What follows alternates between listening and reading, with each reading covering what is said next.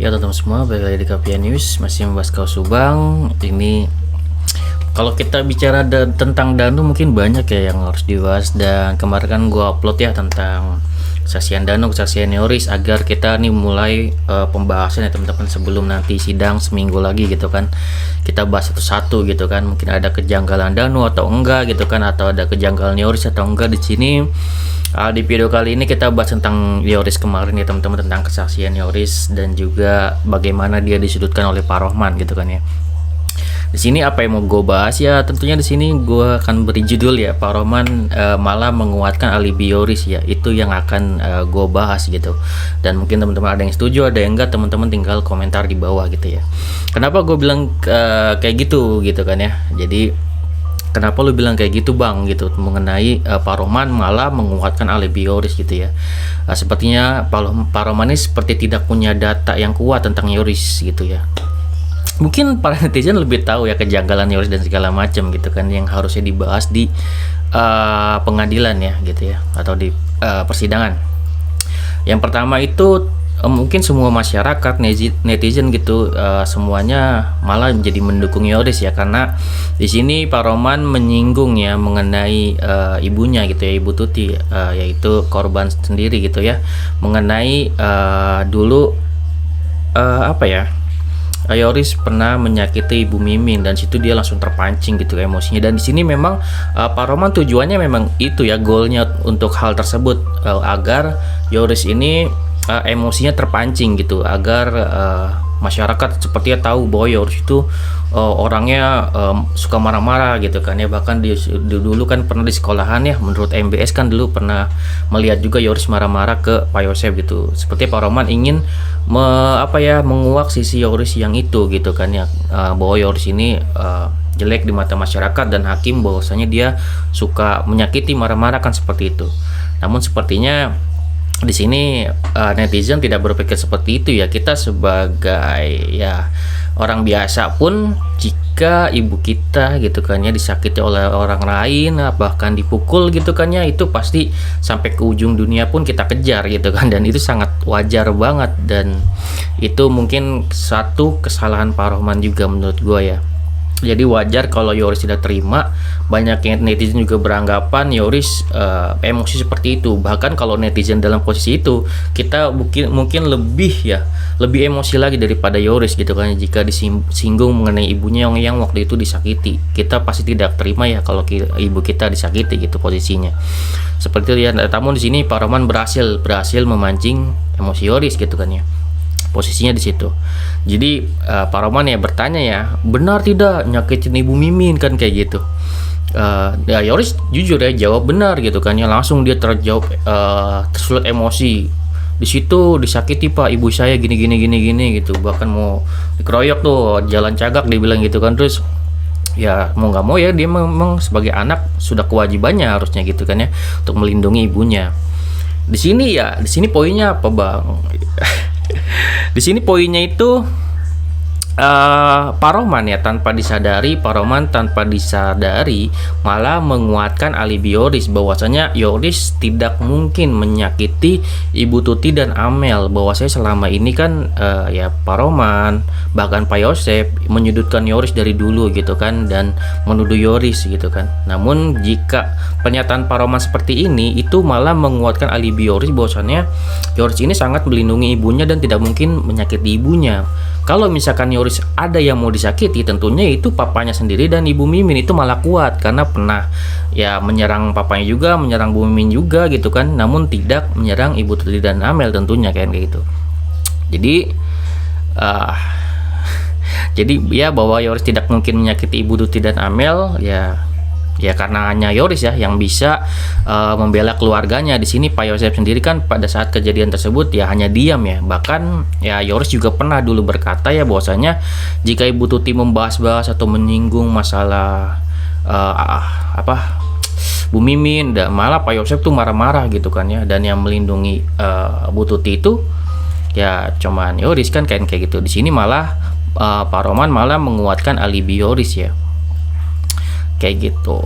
Jika Pak Rohman ingin menguatkan atau memberikan kebanyakan netizen atau hakim melihat watak sebenarnya Yoris itu malah menguatkan emang Yoris adalah anak dari Pak Yosef. Kenapa begitu Bang? Ya jelas gitu kan, dari marah-marahnya, kesinggungannya gitu kan ya, meledaknya gitu kan ya, itu sama persis seperti Pak Yosef. Jadi ya tidak heran kalau misalkan Yoris seperti itu, karena buah tidak jauh ya jatuh dari pohonnya gitu kan ya, karena memang sifat Yoris itu sama persis seperti Pak Yosef gitu kan ya.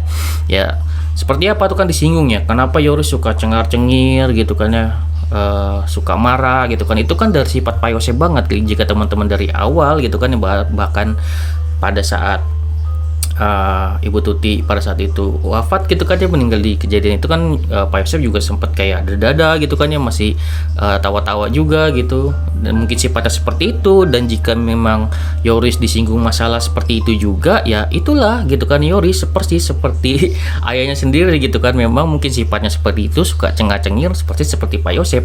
Jika dia menyinggung masalah cengah-cengir, ya sama aja dia menyinggung Pak Yosef juga sebenarnya gitu, sama persis gitu, karena beda karakter antara Yoris dan juga Pak Yosef itu cuma sedikit ya teman-teman. Kalau Pak Yosef itu kan suka ngomong banyak, dan juga kalau udah disinggung itu dia akan lebih marah-marah gitu kan ya. Namun di sini mungkin marah-marahnya tidak seperti Yoris ya, lebih meledak-ledak kan. Kalau Yoris karakternya itu dia lebih kediam ya, lebih kediam. Namun kalau sudah disinggung tentang suatu hal gitu kan, seperti Pak Roman nyinggung tentang Ibu Tuti gitu kan ya kepada Yoris, itu dia langsung meledak seperti itu ya. Jadi diam-diam meledak. Kalau bapaknya itu suka nyerocos gitu kan ya, dan bisa meledak juga gitu kalau disinggung. Jadi itu perbedaannya. Namun suka cengah-cengir ya sama seperti Pak Yosef kan, seperti itu, karena itu menandakan dia emang anak kandungnya. Berbeda mungkin karakternya, berbeda dengan Argi dan Abi yang bukan anak kandungnya. Kalau Yoris jelas sama gitu kan ya. Jika Pak Roman menyinggung Yoris, sama aja Pak Roman menyinggung Pak Yosef. Sebenarnya seperti itu kalau teman-teman bisa pikirin hal itu gitu ya. Ya entah mengapa ya Pak Roman seperti tidak punya data ya mengenai Yoris gitu kan ya. Terutama tidak dibahas mengenai kunci otomatis gitu kan ya, Alphard dan sebagainya gitu. Kenapa kejanggalan Yoris itu tidak malah dibahas, malah bahas tentang hal yang lucu gitu kan ya, malah bahas tentang masa lalu Yoris yang apa ya, pacarnya gitu kan ya, segala macam di situ. Mungkin yang berkata apa ya, mungkin Pak Hakimnya gitu atau JPU-nya sangat keberatan dan langsung menegur Pak Roman, dan akhirnya dilanjutkan gitu ya, suruh fokus ke persidangan gitu kan, yang perkaranya ini gitu kan ya. Ya kalau menurut gue pribadi, sebetulnya yang mungkin ya Pak Roman itu tidak bisa ya banyak bahas mengenai Yoris ya, karena pernyataannya itu bisa jadi berbalik menyerang Pak Yosef gitu. Kenapa kayak gitu Bang? Ya misalkan seperti pada tanggal 19 Yoris, Mulyana, Yosef masuk ke TKP kan kayak gitu. Yoris bawa mobil Yaris, dan menurut Yoris sendiri gitu kan ya, itu disuruh sama Pak Mulyana kan gitu, pernyataan dari Yoris gitu ya di media. Dan Yoris juga berkata Pak Yosef juga masuk dari belakang gitu kan, masuk ke TKP. Artinya apa? Jika jika Pak Rohman ini membahas tentang tanggal 19 tersebut, ya jika fokus ke perkara itu, jika bahas Yoris maka akan menyangkut lagi gitu kan, malah blunder itulah, jadi susah gitu kalau bahas tentang Yoris pada saat itu juga kan ya seperti itu ya, sulit jadinya kalau untuk bahas Yoris, takutnya akan terkena berdampak ke Pak Yosef gitu. Dan situ juga salah Yoris juga ya, pada saat itu salahnya Yoris itu kok mau gitu ya disuruh ngambil mobil Yaris gitu kan, itu kan juga mencurigakan ya sebenarnya ya, bahwa Yoris dan Pak Mulyana itu tahu ya TKP itu wilayah penyidik dan semuanya itu adalah barang bukti. Namun kan di sini Yoris cerdas, Pak Mulyana cerdas, kok bisa melakukan hal tersebut gitu kan ya, bisa mengambil barang bukti. Itulah yang membuat kita ini banyak mencurigai gitu kan ya, baik itu mencurigai Pak Yoris juga Pak Yosef dan Pak Mulyana tentu juga. Bahkan Pak Mulyana di sini juga kan adalah orang hukum ya, gimana ceritanya gitu ya, orang hukum kan tuh aneh banget dia nerobos TKP gitu kan, bahkan menyuruh Yoris itu mengambil mobil Yaris tersebut, bahkan dicurigai hal-hal yang lainnya gitu kan ya, itu mutlak ya kalau misalkan menerobos TKP itu jelas kesalahan gitu kan ya. Intinya jika bahas tanggal 19 malah nanti Pak Roman bingung jawabnya gitu kan ya. Jadi karena di situ jelas sebuah kesalahan. Juga waktu itu ya Yoris mengenai kunci rumah yang menyatakan ya, kalau nggak salah ini kunci rumah ya teman-teman, mohon dikoreksi kalau salah. Waktu itu kan Pak Yosep memberikan Yoris kunci gitu ya, kunci rumah, menyerahkannya minta Yoris gitu ya, menyerahkannya ke penyidik. Di situ Yoris mulai curiga ya, dia takut sidik jarinya ada gitu kan ya, mungkin di kunci tersebut, dan kenapa harus dia yang disuruh menyerahkan kan gitu, seolah-olah dia ini mau disalahkan gitu. Sebenarnya dari awal-awal Yoris itu sudah mulai curiga walaupun sedikit-sedikit gitu kan ya. Kan Yoris juga menuturkan bahwasanya kecurigaan dia paling ya sedikit, sebenarnya mungkin hanya 10% segala macam. Dimulailah dia bergabung dengan Pak Tovan gitu kan ya, Pak Tovan, kemudian akhirnya Danu udah mulai mau mengaku, dan banyak kejanggalan Danu. Akhirnya di sini kan seperti kata-kata Pak Rohman ya, di sini Yoris sepakat dengan Pak Yosep bahwasanya Danu ini adalah pelakunya kayak gitu, Danu ini adalah pelakunya. Kemudian akhirnya Yoris diberi jabatan lagi lah gitu kan di sekolah gitu kan ya, sebagai kepala sekolah. Kemudian yang terjadi adalah saat Yoris menanyakan gitu kan ya, curiga kepada siapa Pak Rohman gitu ya, curiga kepada Yoris kayak. Dan sini jelas ya, memang dari awal kan gitu kan ya, mungkin nggak tahu Yoris ini bodoh atau kayak gimana, gue nggak ngerti ya teman-teman. Jelas-jelas Pak Yosep itu ya mungkin belum tahu ya rekaman dari Bang Jack ataupun terutama dari Heri Susanto ya, Kang Heri itu yang menyatakan bahwasanya memang Pak Yosep ini sudah memberikan kesaksian untuk memberatkan Yoris dari awal kan kayak gitu. Mungkin Yoris tidak mengetahui itu, dan di sini memang bagus ya untuk Pak Rohman ini jujur-jujuran kepada Yoris bahwasanya memang ya Pak Yosep, Pak Rohman tidak percaya dengan Yoris, dan situ Yoris juga wajar ya kalau dia keluar gitu. Dia ingin awalnya gitu kan ya masuk ke PH Pak Rohman ya untuk menyerang Danu sama-sama kan kayak gitu. Tidak disangka bahwasanya Pak Rohman sendiri mencurigai Yoris, dan Yoris wajar untuk keluar gitu kan ya. Dan ya di sini kita sebenarnya sepakat sih kalau misalkan kita ini memiliki kekecewaan pada Yoris, dan gue juga dulu bahas ya banyak ya mungkin tentang kejanggalan Yoris, kejanggalan Pak Yosep, kejanggalan Danu gitu kan ya. Dan memang semuanya memiliki kejanggalannya masing-masing ya. Dan di sini memang kita sangat kecewa ya, jikapun Yoris bukan pelakunya, kita sangat kecewa bahwasanya Yoris kurang tanggap untuk masalah ini, dimana dia harusnya di garda paling terdepan untuk membela Bu Tuti dan Amel, dan dia bisa untuk menyewa pengacara. Sekarang ini kan dia bisa menyewa pengacara, kenapa nggak dari dulu dia yang menyewa pengacara untuk Ibu Tuti dan Amel gitu kan ya. Kalaupun dia tidak butuh pengacara, minimal dia harus menyewakan pengacara untuk Bu Tuti dan Amel jika memang dia ingin membela gitu kan ya ibu dan adiknya. Tapi dia tidak lakuin itu, padahal dia memiliki ekonomi juga gitu kan ya. Seperti itu ya, terbukti bahwasanya dia sekarang punya pengacara, dia mampu kan kayak gitu. Namun ya kenyataannya ya seperti itu ya. Yoris tidak 100% membela keluarganya sendiri dari awal, dan ya memang terlihat sangat terpukul. Namun pada kenyataannya di sini netizen dan juga para banyak ya dari gue pribadi sangat mencurigai bahwasanya minimal kalau misalkan Yoris tidak sebagai pelakunya, minimal dia mengetahui dan itu disetujui ya oleh pakar hukum segala macam gitu ya, oleh Anjas sendiri juga gitu kan. Dan juga teman-teman Anjas yang pakar hukum sangat mencurigai Yoris dari sifat-sifat Yoris dan segala macam. Dan mungkin dari Kisodo dan YouTuber Subang mungkin juga berpikir hal yang sama ya teman-teman gitu. Karena dari awal analisa gua jujur-jujuran aja, minimal banget Yoris ini sebagai orang yang menutupi hal ini gitu. Mungkin awalnya tidak tahu dan akhirnya tidak membongkar kan gitu. Harusnya kan dia membongkar hal ini gitu ya. Kalau kita jadi Yoris posisinya, waduh, kita udah abisin tuh Danu gitu kan ya. Bahkan kalau itu ayahnya sendiri ya minimal kita udah main tangan mungkin ya kalau misalkan secara emosional, namun itu tidak ditemukan di Yoris gitu kan ya. Dan kita nggak tahu nanti Yoris akan seperti apa ya. Sepertinya di sini dia posisinya masih bersih ya teman-teman, namun Pak Roman juga tidak bisa mengangkat Yoris terlalu jauh, mungkin takut blunder gitu kan ya, karena udah banyak blunder yang dilakukan Pak Roman. Apa kita perlu bahas gitu kan? Ya udah, nanti kita bahas kalau misalkan memang kita mau bahas. Oke, segitu aja video dari gue, semoga bermanfaat. Kita bahas tentang Yoris, nextnya mungkin kita bahas banyak hal tentang Danu dan juga mungkin Pak Roman ya. Oke, segitu video dari gue, semoga bermanfaat. Wassalamualaikum warahmatullahi wabarakatuh. See you next video teman-teman.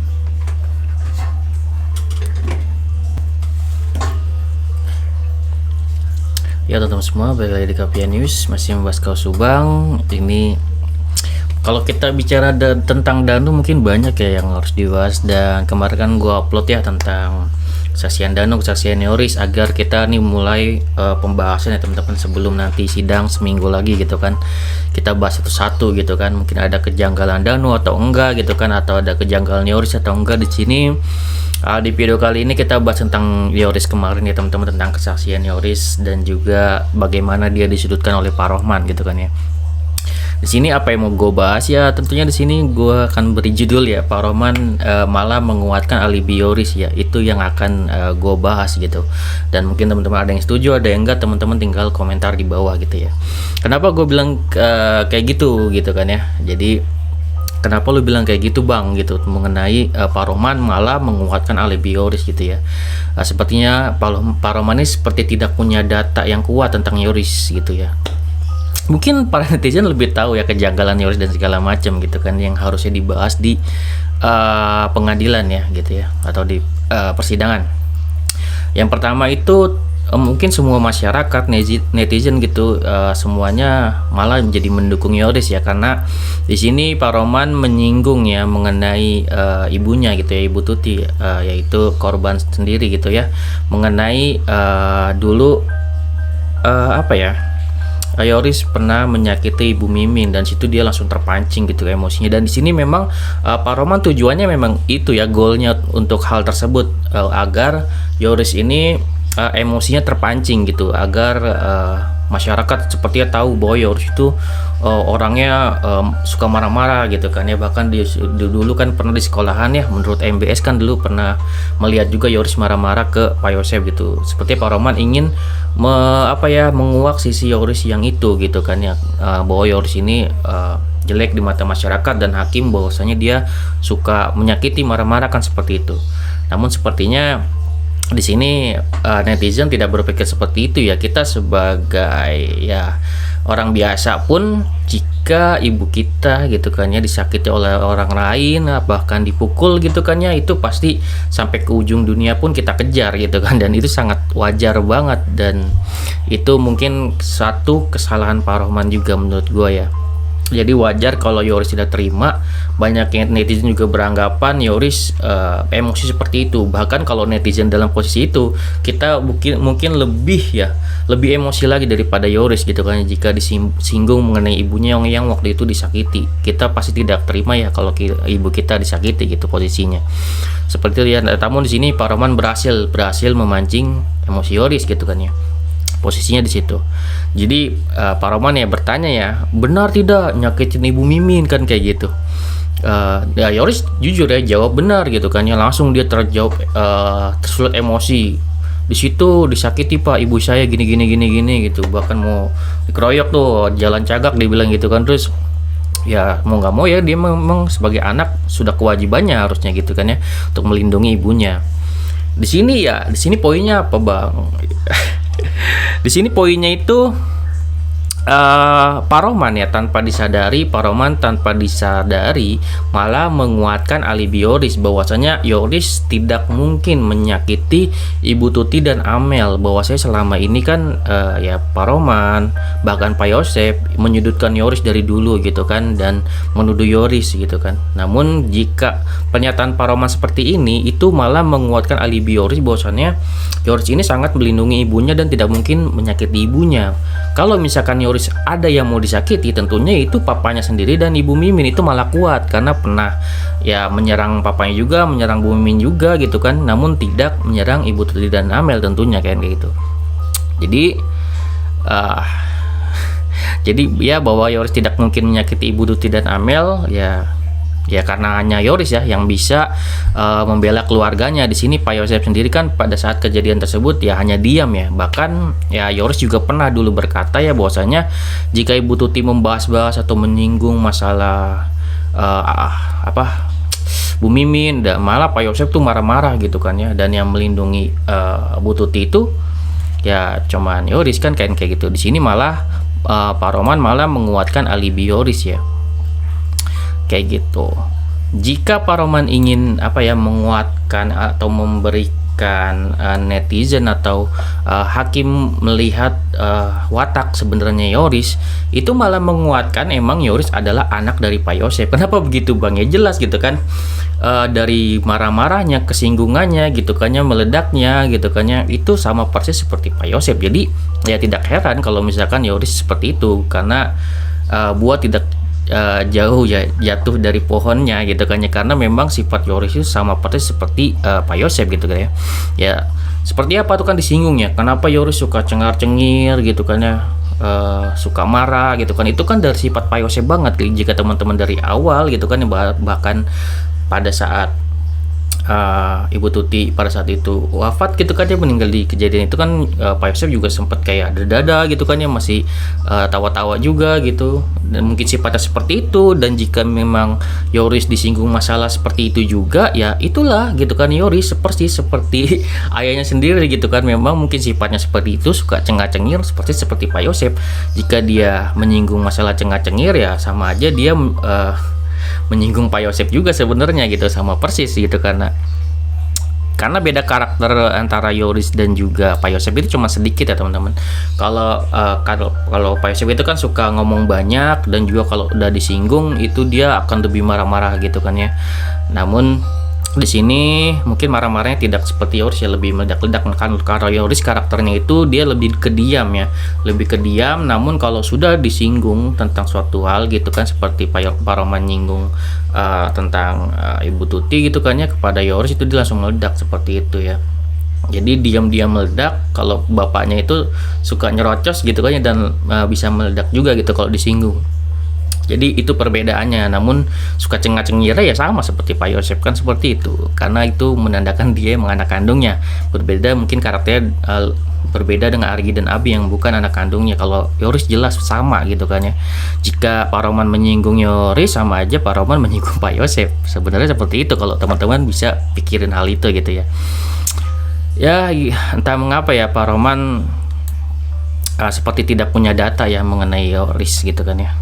Terutama tidak dibahas mengenai kunci otomatis gitu kan ya, Alphard dan sebagainya gitu. Kenapa kejanggalan Yoris itu tidak malah dibahas, malah bahas tentang hal yang lucu gitu kan ya, malah bahas tentang masa lalu Yoris yang pacarnya gitu kan ya, segala macam. Di situ mungkin yang berkata mungkin Pak Hakimnya gitu atau JPU-nya sangat keberatan dan langsung negur Pak Roman, dan akhirnya dilanjutkan gitu ya, suruh fokus ke persidangan gitu kan, yang perkaranya ini gitu kan ya. Ya kalau menurut gue pribadi sebetulnya yang mungkin ya Pak Roman itu tidak bisa ya banyak bahas mengenai Yoris ya, karena pernyataannya itu bisa jadi berbalik menyerang Pak Yosef gitu. Kenapa kayak gitu Bang? Ya misalkan seperti pada tanggal 19 Yoris, Mulyana, Yosef masuk ke TKP kan kayak gitu. Yoris bawa mobil Yaris, dan menurut Yoris sendiri gitu kan ya, itu disuruh sama Pak Mulyana kan gitu, pernyataan dari Yoris gitu ya di media. Dan Yoris juga berkata Pak Yosef juga masuk dari belakang gitu kan, masuk ke TKP. Artinya apa? Jika Pak Roman ini membahas tentang tanggal 19 tersebut ya, jika fokus ke perkara itu, jika bahas Yoris maka akan menyangkut lagi gitu kan, malah blunder itulah, jadi susah gitu kalau bahas tentang Yoris pada saat itu juga kan ya seperti itu ya, sulit jadinya kalau untuk bahas Yoris, takutnya akan terkena berdampak ke Pak Yosef gitu. Dan situ juga salah Yoris juga ya, pada saat itu salahnya Yoris itu kok mau gitu ya disuruh ngambil mobil Yaris gitu kan. Itu kan juga mencurigakan ya sebenarnya ya, bahwa Yoris dan Pak Mulyana itu tahu ya TKP itu wilayah penyidik dan semuanya itu adalah barang bukti. Namun kan di sini Yoris cerdas, Pak Mulyana cerdas, kok bisa melakukan hal tersebut gitu kan ya, bisa mengambil barang bukti. Itulah yang membuat kita ini banyak mencurigai gitu kan ya, baik itu mencurigai Pak Yoris juga, Pak Yosep dan Pak Mulyana tentu juga. Bahkan Pak Mulyana di sini juga kan adalah orang hukum ya, gimana ceritanya gitu ya, orang hukum kan tuh aneh banget dia nerobos TKP gitu kan, bahkan menyuruh Yoris itu mengambil mobil Yaris tersebut, bahkan mencurigai hal-hal yang lainnya gitu kan ya. Itu mutlak ya, kalau misalkan menerobos TKP itu jelas kesalahan gitu kan ya. Intinya jika bahas tanggal 19 malah nanti Pak Roman bingung jawabnya gitu kan ya. Jadi karena di situ jelas sebuah kesalahan. Juga waktu itu ya Yoris mengenai kunci rumah yang menyatakan ya, kalau nggak salah ini kunci rumah ya teman-teman, mohon dikoreksi kalau salah. Waktu itu kan Pak Yosep memberikan Yoris kunci gitu ya, kunci rumah, menyerahkannya minta Yoris gitu ya, menyerahkannya ke penyidik. Di situ Yoris mulai curiga ya, dia takut sidik jarinya ada gitu kan ya, mungkin di kunci tersebut, dan kenapa harus dia yang disuruh menyerahkan kan gitu, seolah-olah dia ini mau disalahkan gitu. Sebenarnya dari awal-awal Yoris itu sudah mulai curiga, walaupun sedikit-sedikit gitu kan ya. Kan Yoris juga menuturkan bahwasanya kecurigaan dia paling ya sedikit, sebenarnya mungkin hanya 10% segala macam. Dimulailah dia bergabung dengan Pak Taufan gitu kan ya, Pak Taufan. Kemudian akhirnya Danu udah mulai mau mengaku, dan banyak kejanggalan Danu. Akhirnya di sini kan seperti kata-kata Pak Rohman ya, di sini Yoris sepakat dengan Pak Yosep bahwasanya Danu ini adalah pelakunya kayak gitu, Danu ini adalah pelakunya. Kemudian akhirnya Yoris diberi jabatan lagi lah gitu kan di sekolah gitu kan ya, sebagai kepala sekolah. Kemudian yang terjadi adalah saat Yoris menanyakan gitu kan ya, curiga kepada siapa, Pak Rohman gitu kan, curiga kepada Yoris kan. Dan sini jelas ya, memang dari awal kan gitu kan ya, mungkin nggak tahu Yoris ini bodoh atau kayak gimana, gue nggak ngerti ya teman-teman. Jelas-jelas Pak Yosep itu ya mungkin belum tahu ya rekaman dari Bang Jack ataupun terutama dari Heri Susanto ya, Kang Heri itu yang menyatakan bahwasanya memang Pak Yosep ini sudah memberikan kesaksian untuk memberatkan Yoris dari awal kan kayak gitu. Mungkin Yoris tidak mengetahui itu, dan di sini memang bagus ya untuk Pak Rohman ini jujur-jujuran kepada Yoris bahwasanya memang ya Pak Yosep, Pak Rohman tidak percaya dengan Yoris, dan situ Yoris juga wajar ya kalau dia keluar gitu.